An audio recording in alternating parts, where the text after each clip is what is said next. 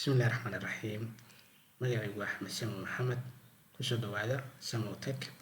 Casharkan waxaan uga hadli doonaa structures wax kale ma aha. Wuxuu ku kaydinayaa related data types. Tusaalahaan oo kale studentiga datada ugu koobaya waxaa waaye ID iyo name iyo age iyo wixii la mid ah.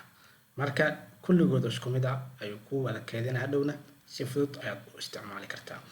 laakiin arrayda waxyaabaha ugu duwan yahay waxaa kamid ah arrayda waxay ku kaydinaysaa oo kaliya wax isku nooc ah ama isku data ah. tusaalahaan oo kale arrayda haddii integer ay tahay kaliya waxay ku kaydinaysaa numbers. haddii string ay tahayna kaliya waxay ku kaydin doontaa magacyo. marka waxyaabaha arrayda ugu duwan yahay waa sidaa. marka waxaan rabnaa in hadda isla aragno structure-ka qaabka loo qoraayo syntax ahaan.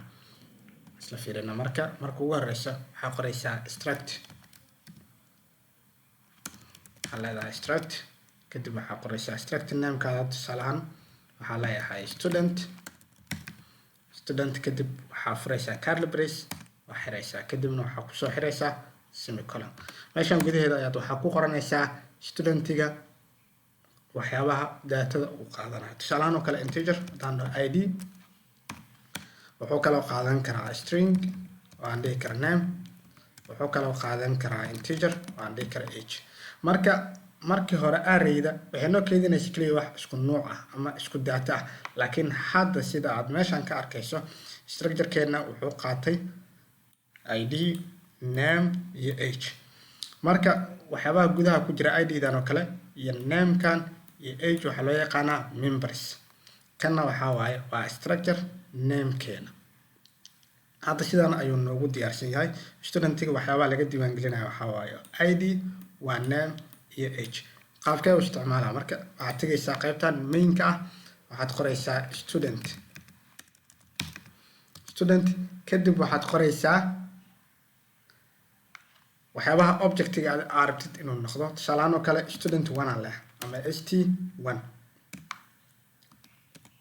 waa studentiga koowaad. marka waxaa ka gelinaa marka waxaa gelinaa id-giisa name-kiisa iyo age-kiisa. marka waxaa soo qaadanaa st-dan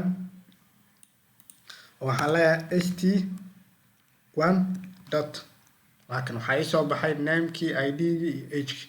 waxaan leeyahay marka id-giisa wuxuu la mid yahay 99. waxaan leeyahay marka st1 dot waxaan leeyahay name-kiisa waxaa dhahdaa tusaalahaan oo kale xasan. semicolon kana waxaa leeyahay st1 dot kadib waxaa ii soo haray age-kiisa waxaan leeyahay 21. tusaalahaan marka sidaan u sameeyo qaabkee usoo daawaca isla sidaan si la mid ah waxaan leeyahay bs out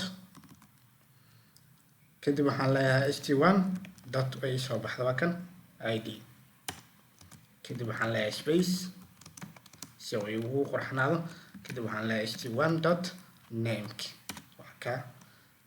dan waxaan leeyahay space si uu ugu qurxanaado waxaan leeyahay st1 dot age kadib waxaan leeyahay underline sidarka kale u tag. waa kan waa dhameeyay. hadda waxaa ii soo bixi doona programka ran haddaa dhaha name-ka id-ga oo ah 99 name-ka oo ah xasan iyo age-ka oo ah 21. isla aragna marka compile and run. waa kan id-gii magacii iyo age-kii. casharkan aad ayuu u fudud yahay laakiin faa'iidooyin fara badan ayuu leeyahay marka aad rabto in program aad dhisto. waxaan rajeynaa insha allah casharka aad u fududaa inaad fahantay oo aad ka faa'iidaysatay. casharka xigay intaan ka gaari doono waxaan idin leeyahay fi amaan illah. asalaamu calaykum waraxmatullaahi wabarakaatuh.